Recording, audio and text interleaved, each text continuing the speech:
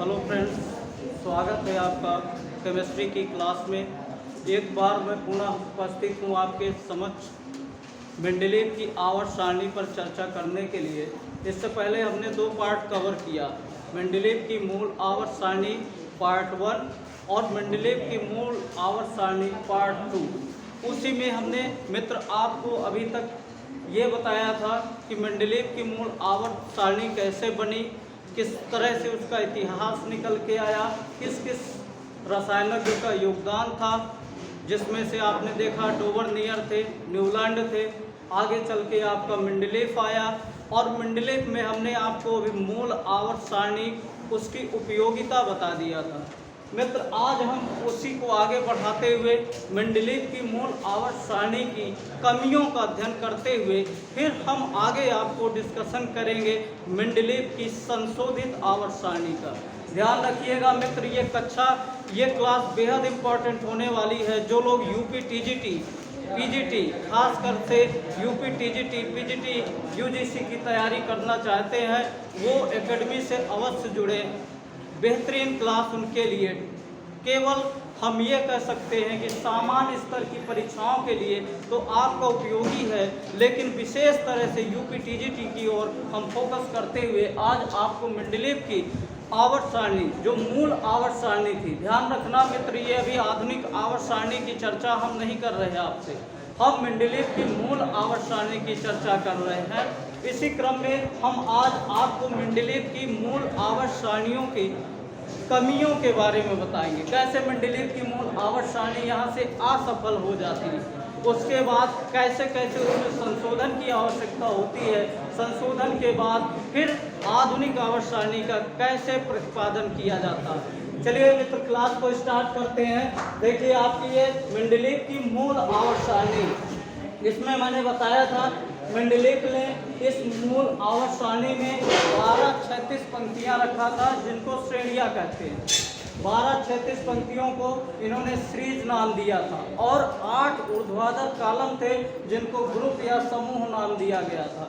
मित्र, इसके गुणों की चर्चा हम आपसे कर चुके थे कि इसकी उपयोगिता क्या है। नंबर फर्स्ट हमने आपको बताया था तत्वों के गुणों में क्रमिक अध्ययन। इसकी आवर्त सारणी से तत्वों के गुणों का अध्ययन करना सरल हो गया। एक तरह से हम कह सकते हैं कि अगर किसी भी वर्ग के या समूह के तत्वों का अध्ययन करना है तो हमें पूरे तत्वों के गुणों को चर्चा करना आवश्यक नहीं है। उस वर्ग के केवल एक तत्व का, जैसे मान लीजिए आप छठवें ग्रुप का अध्ययन करना चाहते हैं तो इसमें केवल ऑक्सीजन का आप अध्ययन कर सकते हैं। लगभग सारे एलिमेंट जो इस ग्रुप में आते हैं उनके सभी के गुण लगभग समान होंगे। अगला हमने आपसे बताया था तत्वों का सही परमाणु भार ज्ञात करने में उपयोगी है। देखिए मित्र, यहाँ पे आप देख रहे हैं सेकंड ग्रुप में बेरिलियम, जो कि मेंडलीव की मूल आवर्त सारणी आने से पहले 1869 के आसपास माना गया था कि बेरिलियम का परमाणु भार 13.5 है, 13.5 माना गया था।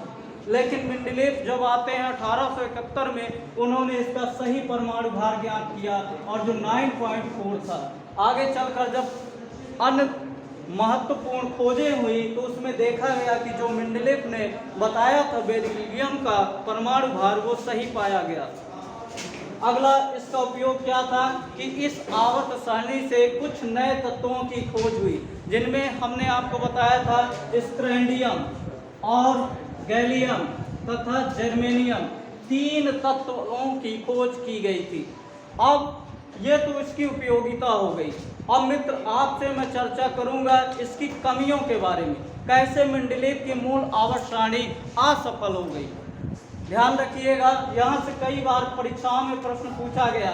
देखिए, सबसे पहले जो मेंडलीव की आवर्त सारणी की कमी थी, वो पहला आपका आता है यहाँ से परमाणु भार में क्रमिक परिवर्तन। परमाणु भार में क्रमिक परिवर्तन, क्रमिक परिवर्तन। इनकी कमियों में सबसे फर्स्ट पॉइंट आता है परमाणु भार में क्रमिक परिवर्तन। इनके अनुसार इन्होंने कहा था कि तत्वों को परमाणु भार के बढ़ते क्रम में रखा जाना चाहिए। मित्र ध्यान दीजिएगा, यहाँ पर इन्होंने आपका देखिए आयोडीन, आपको दिख रहा होगा पहली कमी क्या है, परमाणु भार में क्रमिक परिवर्तन। आपका देखिए यहाँ पे टेरिलियम और आयोडीन, टेरिलियम का परमाणु भार इन्होंने 127 माना और आयोडीन का 125 और आयोडीन का 127 माना और टेरिलियम को पहले रखा। इसके बाद बढ़ते क्रम में आयोडीन को रखा इन्होंने। लेकिन जब आगे चल के अन्य तत्वों की खोज हुई तो इसका सही परमाणु भार आपसे आयोडीन और टेरिलियम का देखिएगा मित्र, यहाँ से जो सही परमाणु भार निकला वो 127.6 था। किसका? टेरिलियम का ना, इसका परमाणु भार 127.6 आया और आयोडीन का आपका जो निकल के आया वो आयोडीन 126.9। कितना निकल के आया?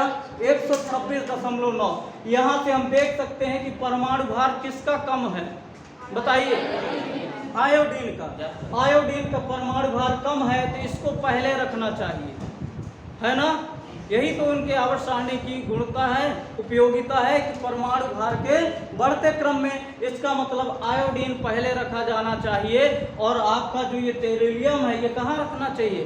बाद में। इस तरह से इन तत्वों को क्या किया गया? परमाणु भार के घटते क्रम में रखा गया, परमाणु भार के घटते क्रम में, ना कि बढ़ते क्रम में। तो यहाँ से एक कमी ये हो गई, इस तरह से इनकी आवर्त सारणी फेल हो गई। अगला हम देखते हैं आपका ये V888 मतलब VIII 8वें समूह में आप देखते हैं मित्र दो तत्व आते हैं, एक तो फेरस है ना, 56 है, फिर कोबाल्ट है और निकिल है। देखिए यहाँ पर इन्होंने दो तत्वों का परमाणु भार सेम माना। कौन कौन सा? कोबाल्ट और निकिल, दोनों का 59 माना है और कोबाल्ट को पहले रखा। किसको पहले रखा? कोबाल्ट को पहले रखा और निकिल को बाद में रखा ना। लेकिन आगे चलकर जब खोज हुई तो यहाँ से ध्यान रखना मित्र, कोबाल्ट का जो परमाणु भार निकला है, कोबाल्ट का जो परमाणु भार निकला वो 58.933। कितना निकल के आया? 933। और जबकि निकिल का आपका निकल के आता है, बताएंगे कितना निकला था? 58.71। अब देखिए कौन अधिक है कौन कम है, बताइए किसका परमाणु भार अधिक है और किसका कम है? कोबाल्ट का देखिए 58.933 है और आपका निकिल का 58.71 है। इसका मतलब निकिल का परमाणु भार कम है और निकिल को कहाँ रखना चाहिए, बताइए? निकिल को आपको यहाँ आवर्त सारणी में मेंडलीव को निकिल को किससे पहले रखना चाहिए? कोबाल्ट से पहले रखना चाहिए ना। यही तो उपयोगिता है। इसका मतलब ये है कि निकिल को पहले रखना चाहिए, कोबाल्ट को बाद में रखना चाहिए। क्लियर है? समझ में आ रहा है? इन दोनों तत्वों के परमाणु भार को बढ़ते क्रम में ना रखकर किस क्रम में रखा गया? घटते क्रम में। तो यहाँ से स्पष्ट हो जाता है कि मेंडलीव ने जो नियम दिया था कि तत्वों को परमाणु भार के बढ़ते क्रम में रखा जाना चाहिए, मेंडलीव की मूल आवर्त सारणी इन तत्वों के लिए लागू नहीं होती। ध्यान रखना मित्र, ये अपवाद की तरह है, अपवाद है एक तरह से मेंडलीव आवर्त सारणी के। और आपसे प्रश्न बन सकता है कि मेंडलीव की मूल आवर्त सारणी में किन तत्वों को परमाणु भार के बढ़ते क्रम में नहीं रखा गया है? तो दो तत्व ये हैं, टेरिलियम और आयोडीन। इसके बाद आपको कोबाल्ट और निकिल। इसी तरह और कई अन्य तत्वों में भी यह कमी पाई गई। दूसरा क्या था बताएं? इनकी कमियों में अनेक तत्वों के लिए उचित स्थान नहीं मिला। मेंडलीव ने जो ये खाली स्थान छोड़े थे, ये क्यों छोड़ा था? इन्होंने इसलिए खाली स्थान छोड़ दिया था कि भविष्य में कोई नया तत्व खोजा जाए तो उसको यहाँ व्यवस्थित किया जाए, है ना। यद्यपि लगभग आधे से अधिक तत्वों को व्यवस्थित स्थान मिल गया, इन स्थानों में कुछ नए तत्वों को स्थान मिल गया, कुछ नए तत्वों को स्थान मिल गया, लेकिन उनमें से कुछ ऐसे भी थे जिनको उचित स्थान नहीं मिला, लेकिन कुछ तत्वों को उचित स्थान नहीं मिला, स्थान नहीं मिला। ठीक है ना? आ रहा समझ में? कैसे उचित स्थान नहीं मिला? मेंडलीव के अनुसार परमाणु भार के बढ़ते क्रम में रखे गए कुछ तत्वों के गुण मेल खाते थे तो उसको व्यवस्थित कर दिया गया, ठीक। लेकिन कुछ ऐसे भी तत्व खोजे गए जिनको इस आवर्त सारणी में व्यवस्थित करना संभव नहीं हुआ। अगर हम किसी समूह में रखते हैं तो परमाणु भार के बढ़ते क्रम में तो व्यवस्थित हो जा रहा है, लेकिन उसके समूह के अन्य तत्वों के गुणों में समानता नहीं प्रदर्शित कर रहा, ठीक। अथवा गुणों में समानता है तो परमाणु भार में क्रमिक परिवर्तन हो जा रहा है, मतलब मैच नहीं खा रहा। अगर किसी तत्व को यहाँ रखा है इस समूह में तो इसके परमाणु भार के बढ़ते क्रम का गुण पालन हो रहा है, लेकिन उस परमाणु का इन तत्वों से गुणों में समानता नहीं बन रही थी। इस तरह से मेंडलीव की आवर्त सारणी असफल हो गई। जैसे हम कहते हैं कुछ तत्वों में चर्चा करें तो दुर्लभ मृदा तत्व, किन तत्वों को स्थान नहीं मिला, ध्यान रखना, दुर्लभ मृदा तत्व। और बताइए अक्रिय गैस, किनको उचित स्थान नहीं मिला, अक्रिय गैस। अगर अक्रिय गैसों को हम यहाँ रख देते हैं तो परमाणु भार का बढ़ता हुआ क्रम पालन हो रहा है, लेकिन तत्वों के गुणों में समानता नहीं पाई जा रही, इसलिए यह आवर्त सारणी फेल हो गई। कितनी कमियां हो गई बताइए? आप देखते हैं परमाणु भार में क्रमिक परिवर्तन हुआ, इसके बाद अनेक तत्वों को उचित स्थान नहीं मिला ना। अब देखिए अगली कमी इनकी क्या थी, ध्यान दीजिएगा। अगली कमी जो हमारे समस्थानिक थे और समभारिक थे, ठीक है ना। आगे चल के जब समस्थानिक और समभारिक की खोज हो जाती है, किस आधार पर? परमाणु संरचना तथा रेडियो एक्टिविटा के खोज के आधार पर जब हम समस्थानिक और समभारिकों की खोज हो गई तो उसके लिए मेंडलीव ने अपने आवर्त सारणी में कोई स्थान नहीं दिया। कह सकते हैं समस्थानिक और समभारिकों के लिए आवर्त सारणी में कोई स्थान नहीं दिया गया। ध्यान रखना मित्र, ये सीधे सीधे प्रश्न पूछा जा सकता है, निम्नलिखित में से कौन सी मेंडलीव की आवर्त सारणी की कमियां हैं। अगली कमी आती है, आपको बता दिया सबसे पहले परमाणु भार में क्रमिक परिवर्तन होता है।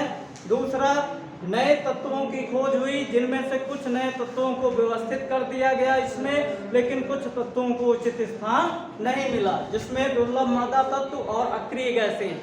आगे समस्थानिक समभारिकों को स्थान नहीं मिला। आगे चलते हैं, एक और इनकी कमी आती है। इनके अनुसार क्या बताया गया कि तत्व का मूल लक्षण परमाणु भार है।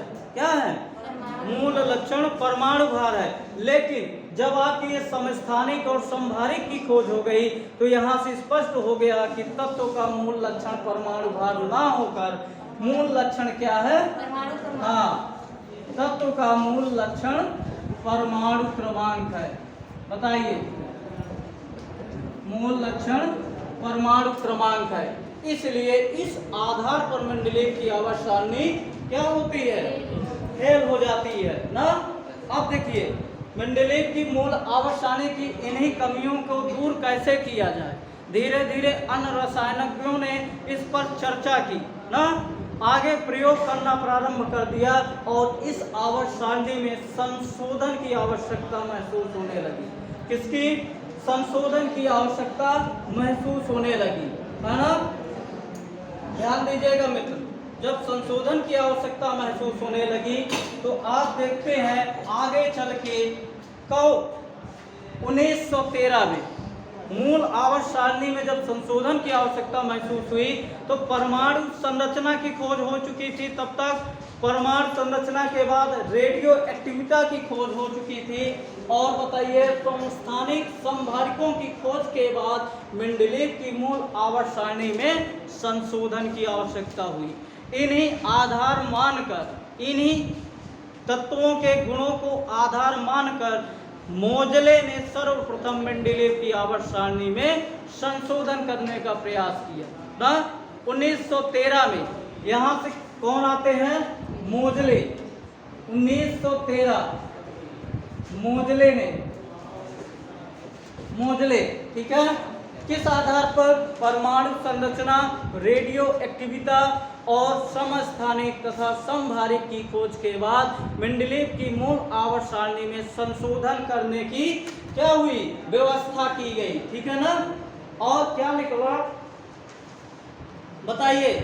उसमें निकला कि मेंडलीव के जो आवर्त सारणी में माना गया कि तत्वों का मूल लक्षण परमाणु भार है, अब संशोधन क्या आवश्यकता हुई कि मूल लक्षण ना होकर परमाणु क्रमांक है।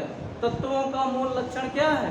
परमाणु क्रमांक है। इसी आधार पर, उसी आवर्त नियम पर जो मेंडलीव ने दिया था कि तत्वों के भौतिक तथा रासायनिक गुण परमाणु भारों के आवर्ती फलन होते हैं, इसी को आधार मानकर ध्यान रखना मित्र, 1913 में मोजले ने क्या किया?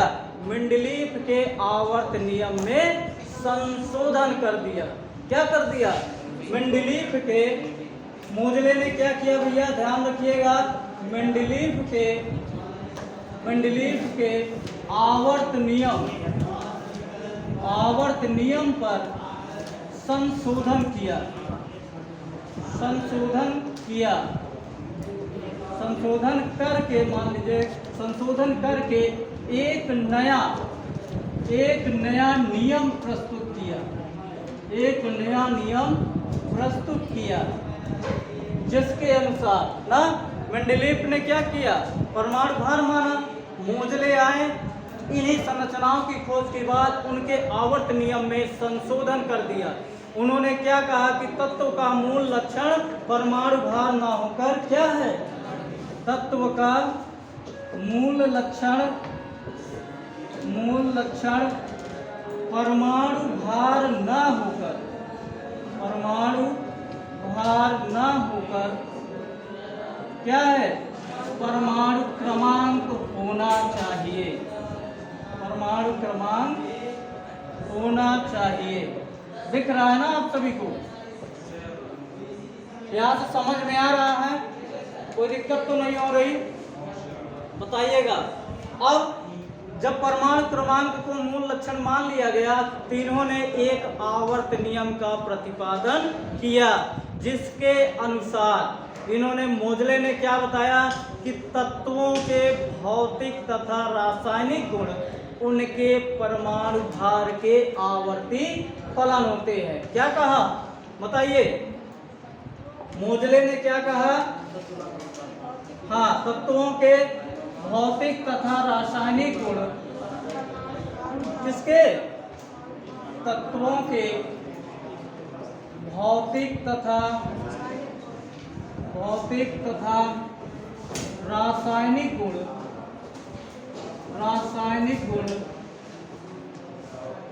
उनके परमाणु क्रमांक के आवर्ती फलन होते हैं। आवर्ती फलन होते हैं। क्लियर है? हाँ, ये किसने कहा? मोजले के अनुसार ना। आप ध्यान रखिएगा मित्र, यही प्रश्न डायरेक्टली यूपी टीजीटी 2021 की परीक्षा में आवर्त सारणी से यही प्रश्न उठाया गया था कि आधुनिक आवर्त सिद्धांत के अनुसार तत्वों के भौतिक तथा रासायनिक गुणों का आधार क्या है? बताइए मित्र, क्या आधार है? परमाणु, ऑप्शन दिया, परमाणु भार, परमाणु क्रमांक, दोनों और कोई नहीं। क्या होगा? परमाणु क्रमांक। और पूछा गया था आधुनिक आवर्त नियम किसने प्रतिपादित किया? मोजले ने ना। अब देखिए मित्र, यहाँ से इन्होंने कहा कि परमाणु के क्रमांक के आवर्ती फलन होते हैं। इसका क्या मतलब निकल रहा है बताएं? आवर्ती फलन होते हैं, इसका मतलब ये मोजले ने निष्कर्ष दिया। यहाँ से इस शब्द को लेकर मोजले ने निष्कर्ष निकाला। क्या निष्कर्ष दिया? कि यदि हम तत्वों को परमाणु क्रमांक के बढ़ते क्रम में रखते हैं तो उनके गुणों में क्रमिक रूप से परिवर्तन होता है ना, परिवर्तन होता है और एक नियमित अंतराल के बाद गुणों में समानता आती है। क्या आती है? गुणों में समानता आती है। अर्थात हम कह सकते हैं कि एक नियमित अंतर के बाद तत्वों के भौतिक तथा रासायनिक गुण आपस में समान हो जाते हैं। क्लियर है? कोई दिक्कत यहाँ तक समझ में आ रहा ना? देखिए मित्र, बहुत इंपॉर्टेंट प्रश्न है ये। यहाँ से आपको हमेशा यही पढ़ाया जाता है। कहीं भी क्लासों में आप पढ़ते हैं तो आपको सीधे आधुनिक आवर्त सारणी पढ़ाया जाता है। मित्र, आवर्त सारणी की चर्चा करने के लिए एक आध हफ्ते बीत जाएंगे, तब पर भी आवर्त सारणी खत्म नहीं होगी। और हम कुछ लोग क्या करते हैं, आपको मात्र 1 घंटे में आवर्त सारणी को निपटा देते हैं, खत्म कर देते हैं। मेंडलीव की मूल आवर्त सारणी से हम चर्चा करते हुए विस्तृत चल रहे हैं और विशेष तौर से आपके टीजीटी पीजीटी एग्जाम के लिए बहुत इंपॉर्टेंट क्लास है, ध्यान रखिएगा मित्र। अब देखिए, चलते हैं हम आगे। परमाणु क्रमांक की खोज हो गई, क्लियर है? किसने किया बताइए? मोजले ने ना। अब देखिए, इन्हीं गुणों को आधार मानकर सन 1913 में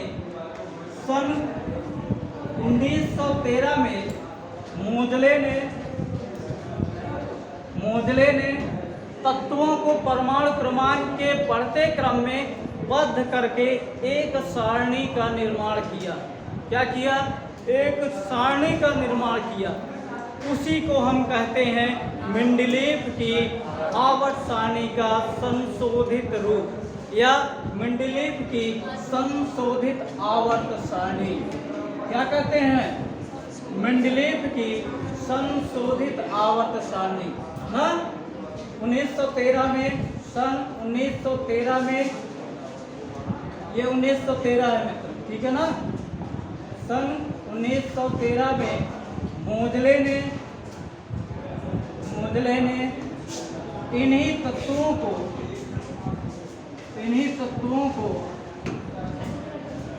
परमाणु क्रमांक के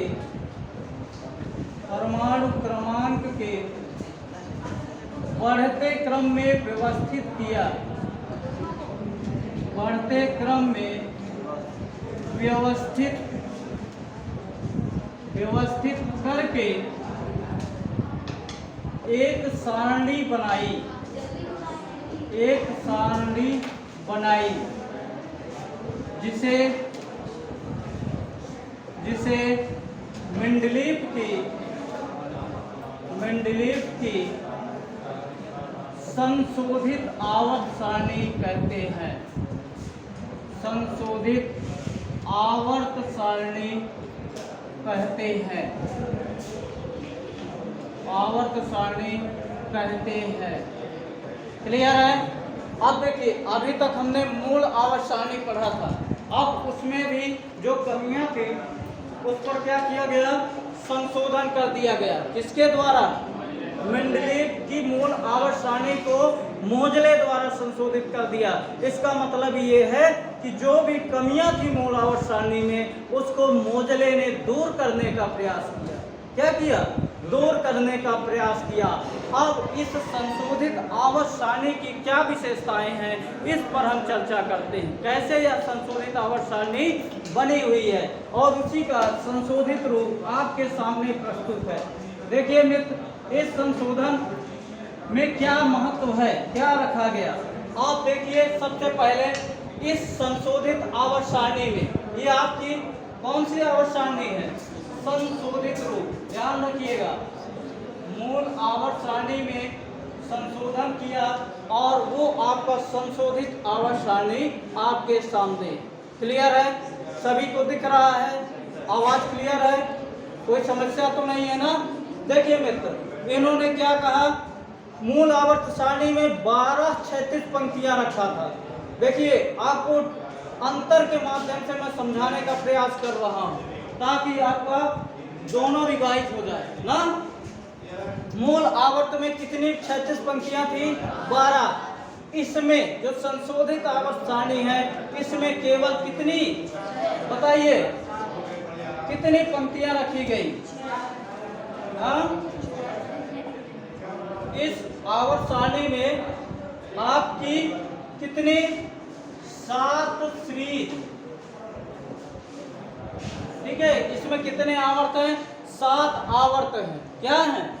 7 आवर्त हैं। बताइए, 7 आवर्त हैं जो 10 क्षैतिज पंक्तियों में रखे गए। अभी मैं आपको बता रहा हूं इसकी विशेषता क्या है। 7 आवर्त हैं जो 10 क्षैतिज पंक्तियों से बने गए हैं, बनाए गए।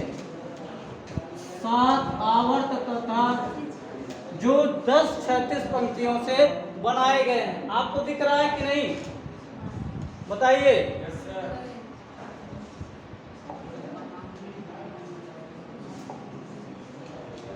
ये थोड़ा सा मित्र चित्र आपका एक आवर्त नहीं दिख रहा है, तो ध्यान दीजिएगा। 6वें आवर्त के नीचे 7वां आवर्त है, ठीक है ना।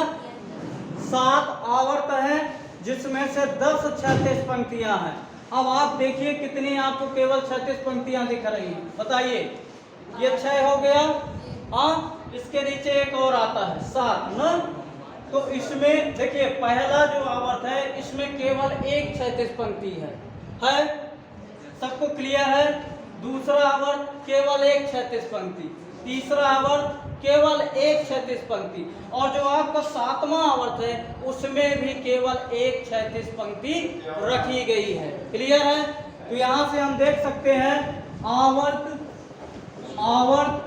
1, 2, 3 और 7 में केवल एक क्षैतिज पंक्ति है। एक क्षैतिज पंक्ति है, ठीक है। 7 आवर्त है जिसमें 10 क्षैतिज पंक्तियों में व्यवस्थित किया गया। अब 4 आवर्त में केवल एक क्षैतिज पंक्तियां। क्लियर? बचा कौन? आवर्त 4, 5 और 6। 3 आवर्त 2-2 क्षैतिज पंक्तियों में रखे गए। समझ पा रहे हैं इस चीज को? कैसे? देखिए मित्र, ये चौथा आवर्त है, आपको केवल एक क्षैतिज पंक्ति नजर आ रही है ना। एक क्षैतिज पंक्ति नजर आ रही है। देखिए यहाँ पे मित्र 2-2 क्षैतिज पंक्तियां हैं। एक आपका ये यहाँ से देखिए, ये क्षैतिज पंक्तियां। अगर यहाँ पे हम लाइन बना दें तो देखिए ये क्रोमियम है ऊपर, नीचे सेलेनियम है। 2-2 क्षैतिज पंक्तियों में डिवाइड कर दिया। किस आवर्त को? यहाँ से आप कह सकते हैं 4, 5 और 6। इन आवर्तों को 2-2 क्षैतिज पंक्तियों में रखा गया। समझ में आ रहा ना? अब देखिए मित्र, ये जो 2-2 क्षैतिज पंक्तियां रखी गई हैं, इन्हीं को उन्होंने सम तथा विषम श्रेणियों का भी नाम दिया। क्या दिया? इन्हीं दोनों को सम तथा विषम श्रेणियों का नाम दिया। किसने? बताइए। हाँ, जो ये संशोधित आवर्त सारणी थी, पहली बात तो इसमें 7 आवर्त हैं। 7 आवर्त में 10 क्षैतिज पंक्तियां हैं। पहला, दूसरा, तीसरा और 7वां आवर्त केवल एक एक क्षैतिज पंक्तियों में रखा गया है। चौथा, 5वां और 6वां आवर्त आपका 2-2 क्षैतिज पंक्तियों में रखा गया है। और प्रत्येक जो चौथा, 5वां, 6वां आवर्त है, इनमें जो 2-2 क्षैतिज पंक्तियां हैं, इनको उन्होंने सम तथा विषम श्रेणियों का नाम दिया। क्लियर है मित्र? अब चलते हैं आगे। अब देखिए, इतना समझ में आ गई बात? अब जो आपके 1, 2, 3 आवर्त 1, 2 और 3 आवर्तों को इन्होंने क्या नाम दिया? लघु आवर्त। क्या कहा? लघु आवर्त। ठीक है मित्र, आ रहा समझ में। पहली बात, 7 आवर्त थे, 10 36 पंक्तियां, जिनमें 1 2 3 और 7 आवर्त में 1 1 36 पंक्ति, और चौथे पांचवें छठवें में आवर्त में 2 2 36 पंक्ति। अब आगे इन्होंने क्या कहा कि पहला, दूसरा और तीसरा जो आपका आवर्त है वो लघु आवर्त की श्रेणी में है। किसमें? लघु आवर्त की श्रेणी में है। अभी हम जब आधुनिक आवर्त सारणी की चर्चा करेंगे तो उसमें भी आपको डिफरेंस मिलेगा ना। तो पहला, दूसरा और तीसरा ये लघु आवर्त हो गया। अब जो आपका बचा कौन सा? चौथा, पांचवा, छठवां और सातवां ना, आवर्त 4 5 6 और 7, इनको क्या नाम दिया गया? दीर्घ आवर्त की संज्ञा दी गई। दीर्घ आवर्त दीर्घ आवर्त का महत्व दिया गया ना, इनको दीर्घ आवर्त माना गया। आपसे पूछ सकता है मेंडलीव की संशोधित आवर्त सारणी में केवल दीर्घ आवर्तों की संख्या है। ऑप्शन बना देगा 4 3 2 7। बताइए मित्र, कितने दीर्घ आवर्त हैं? 4 दीर्घ आवर्त है ना। सीधे परीक्षाओं में सवाल पढ़ने वाले हैं मित्र। आवर्त सारणी की टेंशन आज से खत्म हो जाएगी। जो मैं पढ़ा रहा हूँ, कोई भी प्रश्न आपकी परीक्षाओं में बचेगा नहीं। ध्यान रखिएगा, एक एक प्रश्नों की चर्चा मैं कर रहा हूँ आपसे। यही प्रश्न डायरेक्टली परीक्षाओं में आ जाते हैं। हम गलती यह करते हैं कि मेंडलीव की मूल आवर्त सारणी, संशोधित आवर्त सारणी और दीर्घाकार आवर्त सारणी की चर्चा नहीं करते, इस पर फोकस नहीं करते और सीधे आधुनिक आवर्त सारणी पढ़ते हैं। और सवाल उतने ज़्यादा बनते हैं, इंपॉर्टेंट सवाल, जो मेंडलीव की मूल आवर्त सारणियाँ होती हैं। आधुनिक आवर्त सारणी से भी बनते हैं, लेकिन ज़्यादातर मेंडलीव की आवर्त सारणी से प्रश्न बनाए जाते हैं। क्लियर है? अब मित्र ये बात समझ में आ गई होगी। आशा करते हैं कि जो भी हम यहाँ से आपको बता रहे हैं, यह सारी चीजें आपको क्लियर होती होंगी। आगे चलते हैं। देखिए इन्होंने क्या बताया, 1 2 3 4 5 6 और 7 आवर्त बताए ना, जिसमें से ये तीनों आवर्त कौन से हैं? लघु आवर्त ना। और ये नेक्स्ट नीचे वाले कौन है? दीर्घ आवर्त। आ रहा है कि ना समझ में? कौन सा आवर्त है? दीर्घ आवर्त है ना। अब इन्होंने आगे क्या कहा बताइए। जो आपके ये आवर्त हैं, कौन सा? 1 2 3 4 5 6 ना, इनमें मैक्सिमम इलेक्ट्रॉनों का वितरण भी बता दिया कि कितने तत्व रह सकते हैं ना। पहले आवर्त में कितने तत्व होंगे, दूसरे आवर्त में कितने हैं, तीसरे में कितने हैं, चौथे में कितने हैं। तो ध्यान दीजिएगा मित्र, इन्होंने बताया कि इन आवर्तों में जो तत्वों की संख्या है वो 2 8 यानी 2 8 8 18 18 32 32 ना। 2 8 8 18 18 और 32, और जो आपका 7वां आवर्त बच रहा है वो अपूर्ण आवर्त है। इन्होंने क्या कहा? 7वां आवर्त अपूर्ण आवर्त है। क्या है? अपूर्ण आवर्त। समझ में आ रहा है ना? 7वां आवर्त आपका अपूर्ण है, मतलब यह अभी पूरी तरह से भरा नहीं गया है, इसमें अभी रिक्त स्थान दिए गए हैं। क्लियर है? इतना समझ में आ गया? किसी को कोई दिक्कत नहीं है ना? अब देखिए आगे चलते हैं हम और इस पर चर्चा करते हुए आगे बढ़ते हैं। देखिए आप यहाँ से देख भी पा रहे हैं मित्र, पहला आवर्त है, इसमें देखिए यहाँ पे क्या है? हाइड्रोजन है। क्या है? हाइड्रोजन है। पहला आवर्त आपका हाइड्रोजन है ना। इसके आगे ध्यान रखना मित्र, यहाँ से थोड़ा सा चित्र गड़बड़ है। आपका हाइड्रोजन के बाद हीलियम आना चाहिए ना। तो केवल 2 आवर्त, पहले आवर्त में इन्होंने 2 तत्व बताए, उसके बाद दूसरे आवर्त में 8 तत्व, 1 2 3 4 5 6 7 हीलियम के बाद अगला तत्व आता है ना, अक्रिय गैस। इसके बाद इसमें आप गिन लीजिए, इसमें भी 8, फिर 18, फिर 18, ऐसे इन्होंने कहा कि इतने तत्वों को रखा जाएगा। मान लीजिए उस समय अक्रिय गैस की खोज नहीं हुई है तो अगला तत्व आपका खाली स्थान रखा गया है, और जो आगे खोज हो जाएगी तो इसमें केवल 2 ही तत्व रखे जाएंगे। क्लियर है? आप देखते भी हैं जब आगे आवर्त सारणी पढ़ेंगे तो इसमें पहले आवर्त में हाइड्रोजन और हीलियम है। क्लियर है? इतना समझ में आ गया। ये मित्र आवर्तों की बात हो जाती है। अब देखिए आवर्त के बाद हम इसमें चर्चा करते हैं आपका वर्ग समूह ना, कॉलम की चर्चा करते हैं। देखिए कितने कॉलम हैं बताइए। इसमें 9 कॉलम बनाए गए। ठीक है, एक ये चित्र पूर्ण नहीं है, यहाँ पे एक और आना चाहिए, शून्य वर्ग, 0। ठीक है ना, आगे आपका 0 वर्ग है, वही आपका डिस्टर्ब हो रहा है। यहाँ से देखिएगा, यहाँ शून्य वर्ग है, 0 ग्रुप ना। शून्य वर्ग में क्या आते हैं आपके अक्रिय गैस ना, हीलियम, नियॉन, फिर आर्गन ना, फिर क्रिप्टॉन, जीनान, रेडॉन ना। इस तरह से अक्रिय गैसें आती।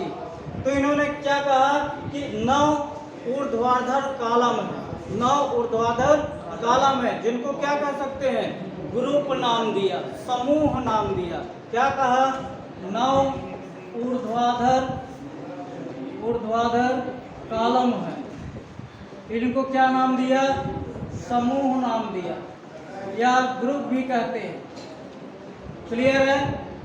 समझ में आ रहा है? अब देखिए मित्र, ये आपके 9 ऊर्ध्वाधर कॉलम होंगे।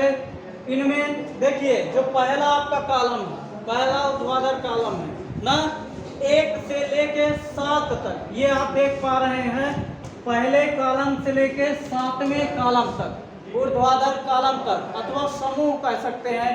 इनको प्रत्येक को 2 उपवर्गों में विभाजित किया गया। प्रत्येक को किसमें, 2 उपवर्गों में विभाजित किया गया, उपवर्गों में विभाजित किया गया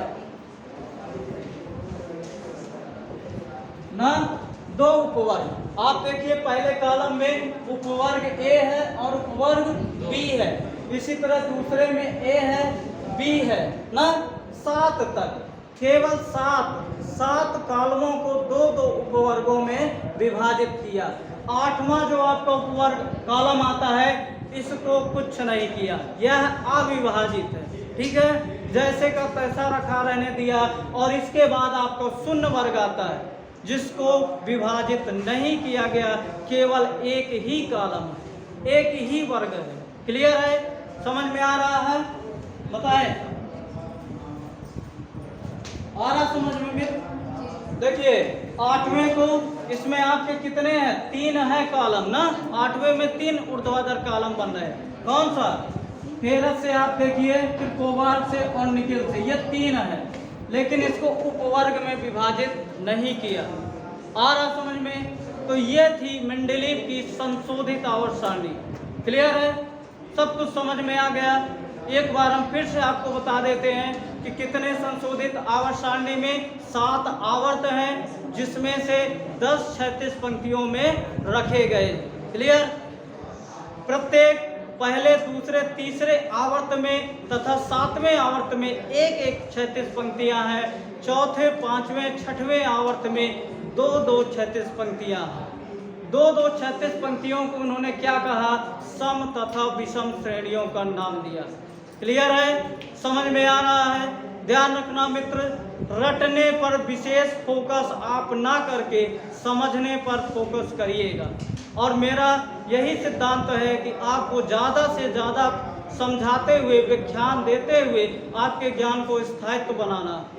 एक बार आप समझ ले गए तो ये मेंडलीव की पूरी आवर्त सारणी खत्म हो जाएगी, दोबारा पढ़ने की कोई आवश्यकता नहीं है ना। एक बार पढ़िए, बार बार पढ़ने की आवश्यकता नहीं है। इसके बाद 9 वर्ग ऊर्ध्वाधर कॉलम बनाए, जिसमें उसको समूह नाम दिया या ग्रुप नाम दिया। प्रत्येक 1 से 7 जो कॉलम है, समूह है, उसको 2 उपवर्गों में विभाजित किया, उपवर्ग ए और उपवर्ग बी। 8वां जो कॉलम है आपका समूह है, उसको विभाजित नहीं किया गया, लेकिन 8वें कॉलम में 3 क्या है, ऊर्ध्वाधर कॉलम आपके स्पष्ट नजर आते हैं। इसके बाद शून्य कॉलम है, शून्य समूह आता है, उसको बिना विभाजित किए केवल एक ही कॉलम है उसमें। इस तरह से मेंडलीव की संशोधित आवर्त सारणी बनी हुई है, ऐसे इसकी रचना की गई। आपसे पूछ सकता है कि मेंडलीव की संशोधित आवर्त सारणी में कितने आवर्त तथा कितने समूह है, बता सकते हैं? हाँ, मूल आवर्त सारणी में कितने थे? 12 36 पंक्तियां जिन्हें श्रेणियां कहा गया, 8 ऊर्ध्वाधर कॉलम जिन्हें समूह कहा गया। क्लियर? आ रहा समझ में? डिफरेंस आपको समझ में आ रहा है? कैसे मूल आवर्त सारणी थी, फिर कैसे उसमें संशोधन हुआ। अब मित्र आगे जो हम आपसे चर्चा करेंगे वो नेक्स्ट क्लास में, अगली कक्षा में मेंडलीव की संशोधित आवर्त सारणी के गुणों के बारे में आपसे विस्तृत चर्चा की जाएगी। ठीक है, आज की क्लास यही समाप्त होती है। आशा करते हैं कि आपको यह क्लास पसंद आई होगी। मित्र ज़्यादा से ज़्यादा मित्रों को शेयर करें, लाइक करें और चैनल को सब्सक्राइब करें। जय हिंद, जय भारत।